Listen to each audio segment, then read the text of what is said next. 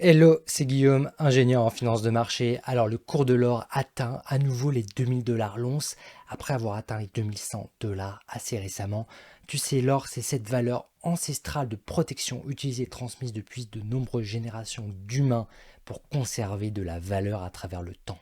Alors, pour comprendre ces mouvements de marché, moi je te propose de remettre un peu de contexte à l'économie dans laquelle on sort en 2023 pour bien comprendre ce qui se passe sur ce métal ancestral. Depuis 2022, les banques centrales ont commencé à relever leur taux d'intérêt et réduire leur balance d'actifs.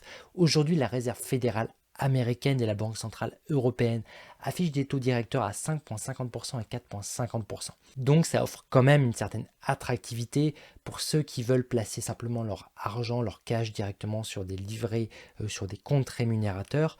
Donc voilà, il y a une petite attraction sur le cash, mais aussi les banques centrales de l'autre côté revendent ou laissent expirer les positions d'obligations d'État dans leur bilan qu'elles ont accumulées la dernière décennie. Ainsi, le prix des obligations à long terme y baisse.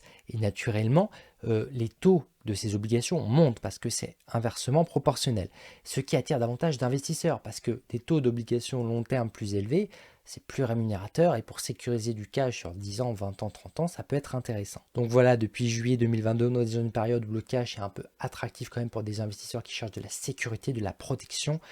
Là, on a quand même une tendance de désinflation claire depuis juillet 2023 cette fois-ci qui s'installe et qui pourrait revenir à l'objectif de 2% des banques centrales encore plus rapidement que prévu. Et c'est là qu'on pourra dire que l'inflation est revenue sous contrôle après cette forte vague d'inflation qui n'est pas passée inaperçue, il faut dire. Donc tout ça, ça impliquerait que dans le futur, potentiellement printemps, été, des taux directeurs qui devraient baisser, plutôt printemps qu'été aujourd'hui. La question, voilà, c'est le quand.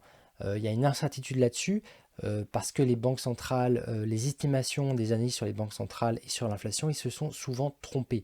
Donc les investisseurs sur l'or, ici, prennent un pari moins risqué en se disant, voilà, je sais que dans le futur, les taux vont rebaisser, l'argent sera moins attractif. Moi, je préfère revenir sur l'or, je dis l'argent, le cash, pas le métal.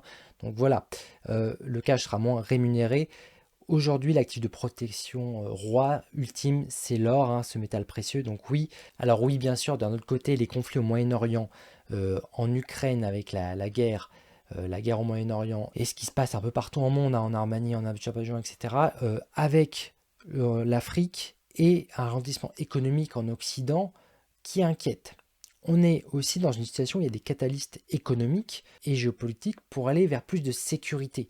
Donc voilà, il y a des investisseurs qui achètent de l'or pour se protéger tout simplement. Puis qui achètent de l'or aussi, t'en entends sans doute parler, les banques centrales, elles le font depuis longtemps, avec les États-Unis en tête officiellement, avec 8100 tonnes d'or.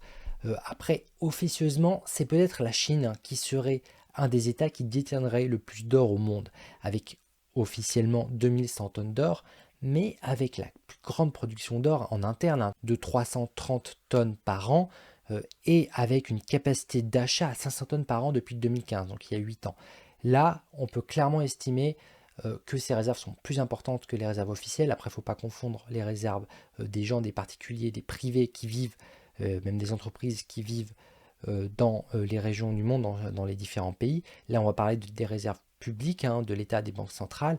Aujourd'hui, la réserve de la Chine, elle serait plus entre 6 000 tonnes d'or et 10 000 tonnes d'or. Donc potentiellement, la Chine, elle serait devant les États-Unis en termes de réserves officieuses. Après, c'est pas tout. La Chine, elle détient une des plus grosses réserves de cash au monde. Je crois même que c'est la plus grosse. 3 trilliards de dollars en cash qui pourrait être progressivement utilisé pour servir son objectif de renforcer son stock d'or, par exemple, et d'augmenter la crédibilité du yuan, le renminbi chinois, qui serait une décision qui serait assez stratégique dans le cadre de la quête d'indépendance du dollar que cherchent à accomplir les BRICS, les pays du Sud, les BRICS+, ça c'est une affaire à suivre. Bref, ici on a un combo de facteurs haussiers sur l'or, clairement, c'est indéniable.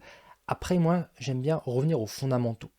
J'aime bien contraster l'investissement sur l'or, car l'or, pour rappel, ne produit pas de valeur pour la société. C'est-à-dire que il ne va pas te générer de dividendes, il ne va pas produire de bénéfices, il ne va pas générer de croissance réelle apportée pour l'économie, et donc pas de valeur pour les humains qui vivent concrètement dans la société. Donc à l'instar des entreprises de qualité où il y a quand même des hommes, des femmes qui conçoivent des produits, des services, des biens pour répondre à des besoins d'autres humains, donc apporter de la valeur au monde des humains. Bref, tu connais mon avis sur ce sujet, moi je préfère détenir un peu d'or en pièces, ça peut être intéressant éventuellement à la revente, mais pour un investissement, pour du long terme, pour faire de la croissance, moi je qualifierais l'or de plutôt un moteur de protection, réserve ultime si tu veux de protection après le cash. Donc voilà, tu le sais, si tu me suis, j'ai une approche qui est beaucoup plus croissance et dividendes réinvestis aussi dans des entreprises pépites que j'adapte bien sûr selon les conditions de marché et mes objectifs financiers. Et entends-moi bien, hein, pour 2024, moi je pense que ça sera assez probable que l'or, un l'once d'or en dollars, aille chercher les 2500 $ l'once. Donc c'est clairement dans le domaine du possible, hein, du réaliste pour moi, tout en restant quand même convaincu que d'autres investissements, notamment un portefeuille d'actions bien calibré, fera sans doute, très certainement, mieux que l'or, hein, qui réaliserait plus 25% en 2024. Et d'ailleurs, cette année débute dans quelques jours. Voilà, oublie pas le petit like qui fait plaisir, hein. Maintenant, je t'invite à découvrir mon outil en ligne pour comparer les frais et spreads des courtiers et banques. Tout ça et bien plus, c'est sur guistorm.com. Voilà, comme d'habitude, sur ce, restons pragmatiques. Allez, ciao.